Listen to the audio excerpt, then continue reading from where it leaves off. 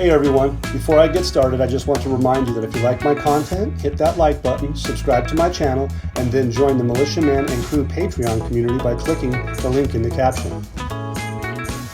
Hello everyone, it's the 30th, and I'd just like to say, hey, welcome to the show, Militia Man and Crew, and thank you for being with us for so long, but guess what? Plenty of information that's out there that's been phenomenal. And I'm gonna think about it for a little bit, but the bottom line is that Iraq's economic reassurances that they're seeing in the news. So if you've been in Patreon today and you've been in Discord, there's been articles that specifically talk about specific things, and I believe that they're timed for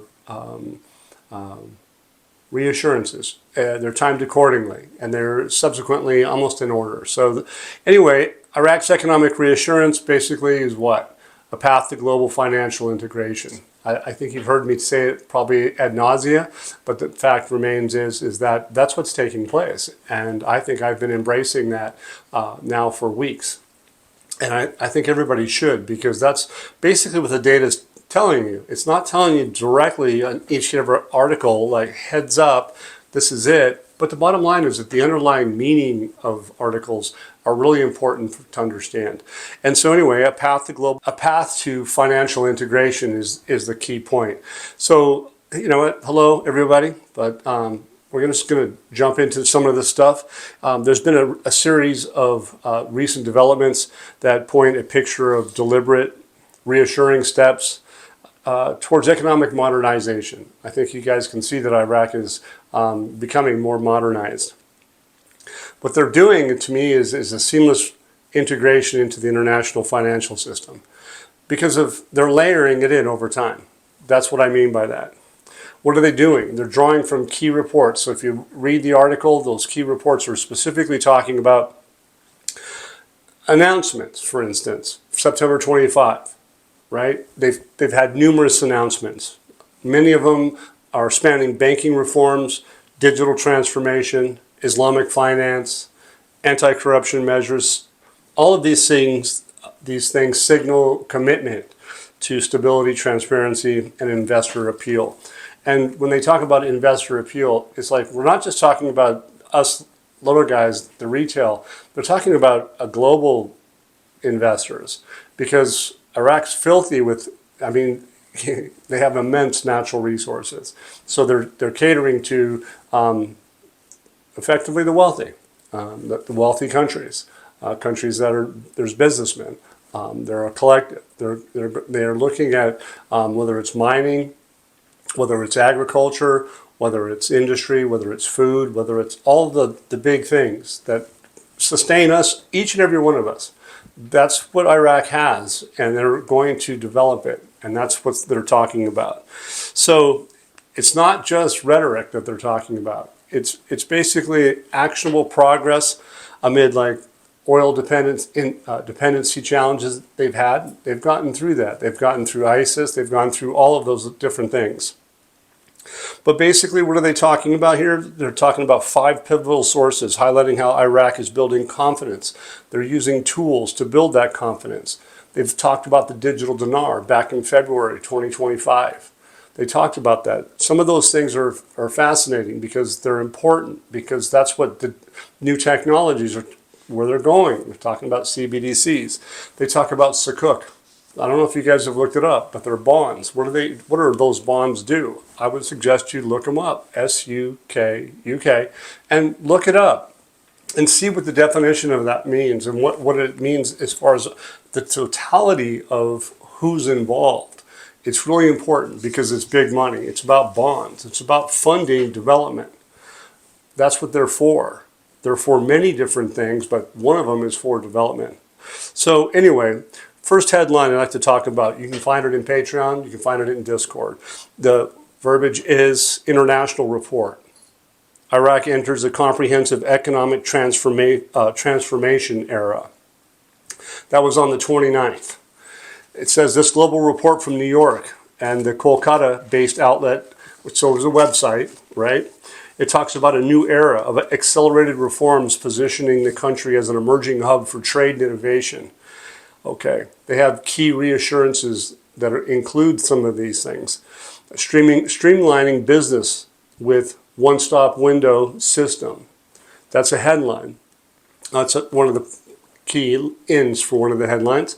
Iraq's adoption of a single window registration for businesses has slashed bureaucracy, enabling faster startups and reducing red tape. A direct boost to foreign investor entry and alignment with global standards like those of the World Bank. Some pretty powerful words. The next one is banking overhaul and electronic payments expansion. So they go on and say comprehensive banking reforms and digital payment systems are curbing cash reliance, enhancing financial transaction efficiency, and amplifying transparency. These steps explicitly build investor trust. It's really important that they have trust, that they're just not going to be there. If they don't have security, stability, and sustainability, and they don't have trust, they're not going to be there.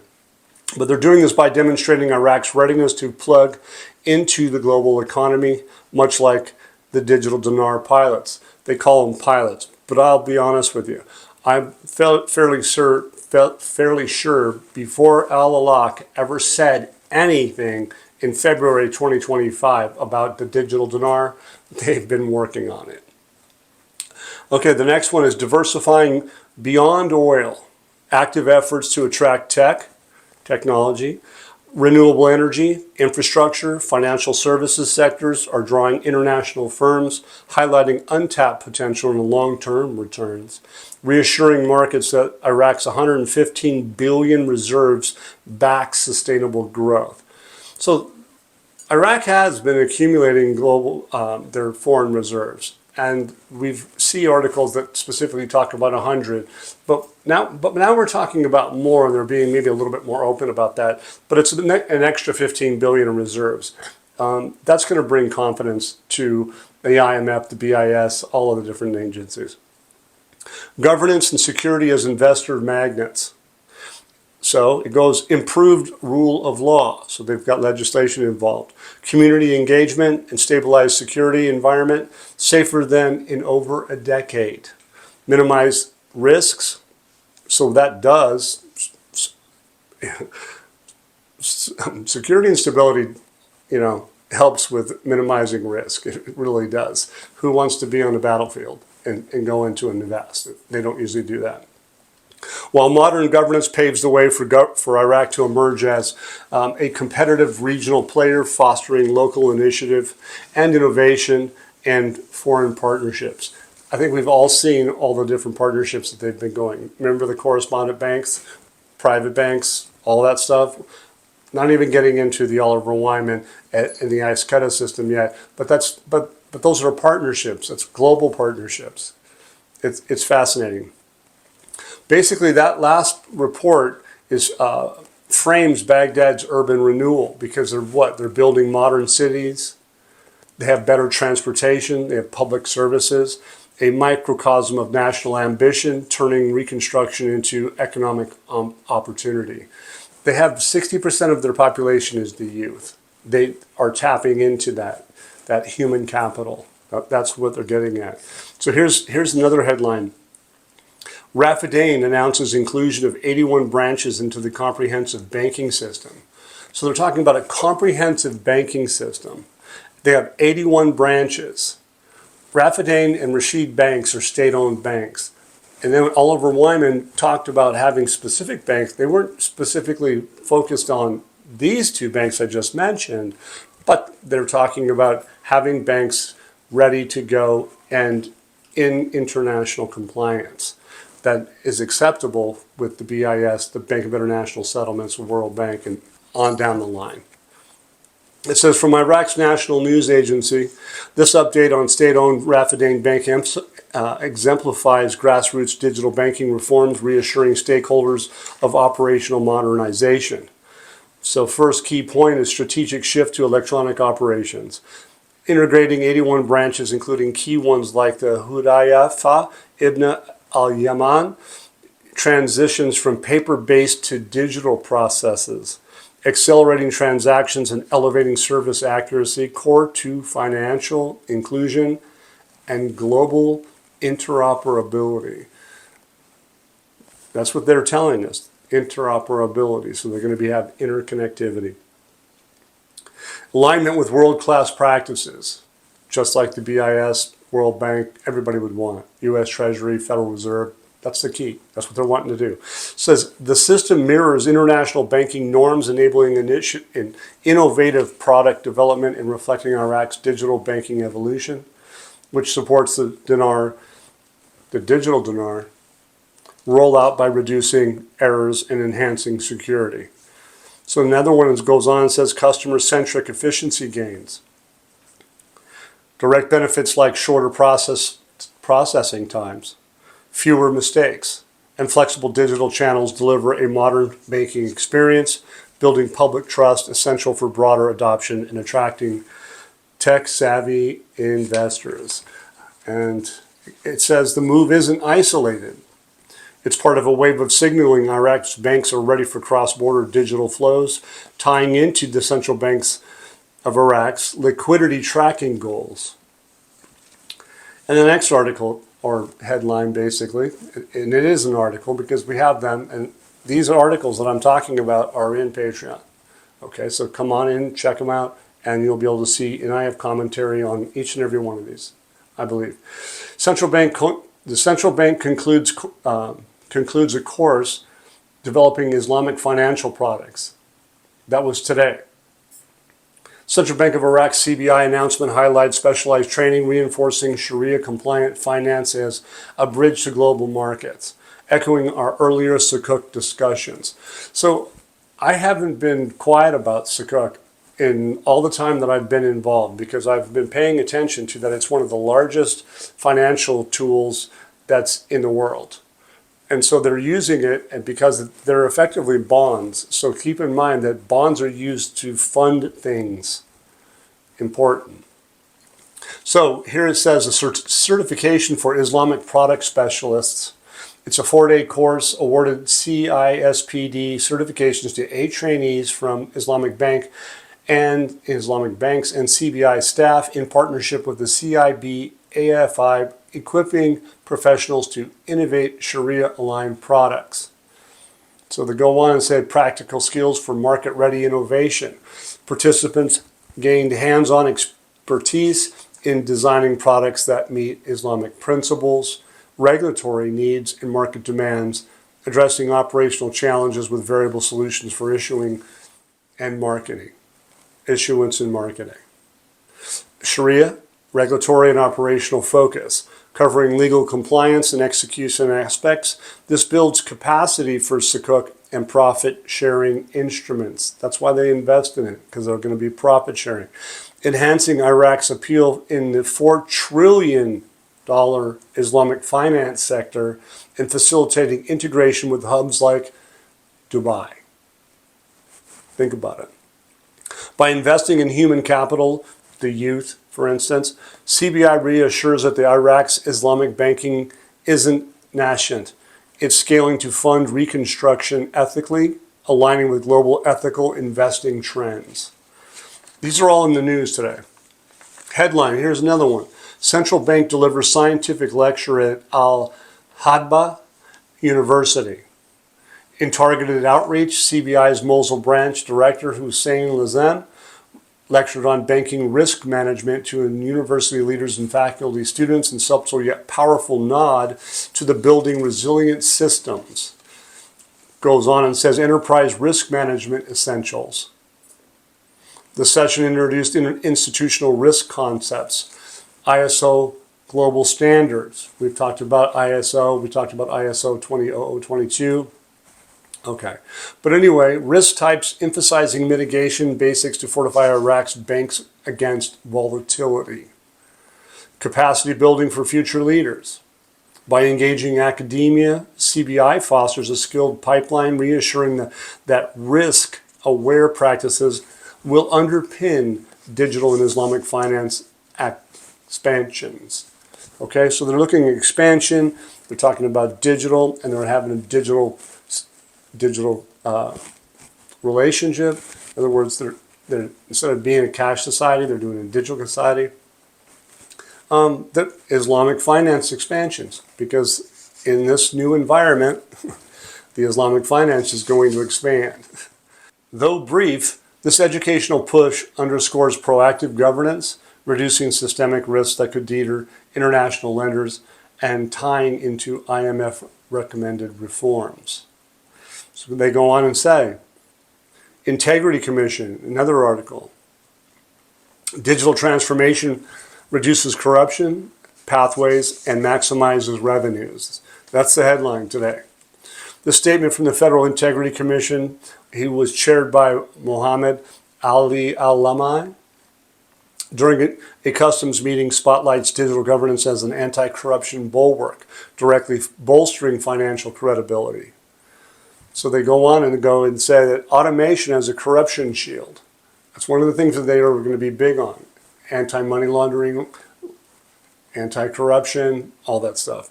So it says, transitioning state institutions to automated digitized processes, especially revenue-focused sectors, slashes corruption routines, protects public funds, and ensures targeted spending. They go on and they tell us that proactive prevention and transparency is the next topic. Emphasis on preemptive measures like monitoring border goods and enforcing customs duties, prevent smuggling and tax evasion, safeguarding the national economy and product. I think you guys see where this is headed. They're giving reassurances to the people. These are these articles that are coming out.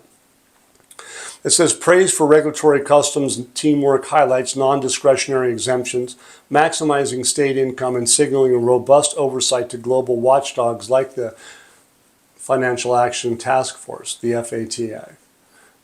It's really big, okay? It says, in a cash-heavy economy, which it has been, this reassures investors that digital tools, e.g. for the dinar, will minimize graft, aligning with transparency benchmarks for financial integration. So anyway, that's just the brief head up for you guys. But ultimately, what I have here is that we have files of data that I have, and I'll set this aside because that's too thick. But the bottom line is, I got 5 pages. So we have the international report, Iraq enters an era of comprehensive banking. Rafidain Bank announces integration to the 81 branches in the comprehensive banking system. Central Bank of Iraq delivers a scientific lecture at the university. Chairman of the Integrity Commission, digital transformation contributes to reducing corruption and maximizing revenues. So this is, all of these articles that are out are basically in line with what I just have talked about, and each and every one of them are part of this process, because what I see is reassurances. Sorry, guys. We decided that she wants to come in, and if she misses a jump, it's painful. So, but anyway, reassurances, and just like I reassured her, she's fine if she doesn't quit doing it. But look, reassurances are really important because it's communication to the public. Just like the central bank is warning, and they don't do it exactly like, we're going to do something. Just like that article that came out the other day, it talked about, we're not going to have a discussion. We talked about that too, is that we're not going to have a discussion. Well, they can't have that discussion specifically because there's an impact that can happen. And then all the work that they've done for the last 3 years isn't going to be destroyed by someone in an investment forum asking a question about, are you going to change the value of your currency tomorrow? Well, the central bank governor, he's looking to do what? He's looking to join the BIS. That's the G7. You think that if he was to leak something out, that they would allow him into the G7? No, it's just silly. So be careful on what you read. Pay attention to the things like I've been talking about, because reassurances are really important. If you understand what you own, and if you've been involved in it for, even if it's a short term, you really need to understand what you own. Just because we're out there on the internet and doing things and we get information, and man, do we get a lot of information. That's one thing about our Super Samson in Discord. She's been around for many years, probably just as long as I have. I've been around for 15 years anyway. I've been on the internet for probably 7 to now 10 years. But I've been focused, I've been direct, and I bring integrity, and I give the best of my understanding. And that's why I'm still here, is because I just try to give the real information, what we're getting, to the best of our knowledge. Because media is media. Some of it's good, some of it's bad. But if you take bits and pieces of it over a long period of time, you'll be able to figure out who's the most trusted. And you guys know I talk about Saleh, I talk about Nasuri, I talk about many other different entities. Obviously, you want to listen to the horse's mouth, which is Iraq's official organizations, and you also want to talk and look at the judiciary, which is one of their key components is the Gazette. A lot of information. Do they always tell you everything in the Gazette? No, they don't. But that's okay. I'm not here for that. But reassurances are important is because they need the public. They need that emotion to be contained.